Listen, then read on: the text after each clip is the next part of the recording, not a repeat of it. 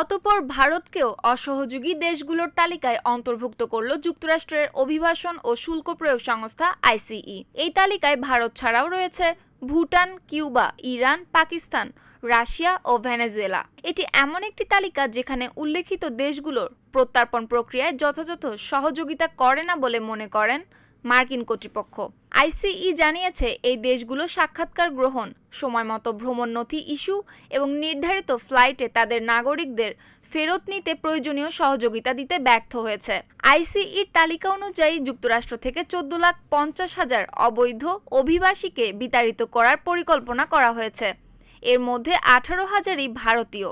সাম্প্রতিক বছরগুলোতে প্রায় 90,000 ভারতীয়কে যুক্তরাষ্ট্রের অবৈধভাবে প্রবেশের চেষ্টাকালে আটক করা হয়েছে। টাইমস অব ইন্ডিয়া জানিয়েছে এদের অধিকাংশই পাঞ্জাব, গুজরাট এবং অন্ধ্রপ্রদেশের বাসিন্দা। বহু সংখ্যক ভারতীয় যুক্তরাষ্ট্রে তাদের অবস্থান বৈধ করার চেষ্টা করলেও এই প্রক্রিয়া বেশ সময় সাপেক্ষ।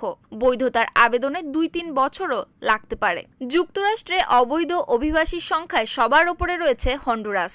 দেশটির 2,61,000 অবৈধ অভিবাসী রয়েছে মার্কিন মুলুকে। এরপর গুয়েতেমালায় রয়েছে 2,53,000 অবৈধ অভিবাসী। এশিয়ার মধ্যে চীন 37,908 জন অভিবাসী নিয়ে শীর্ষে। ভারত রয়েছে 13তম স্থানে।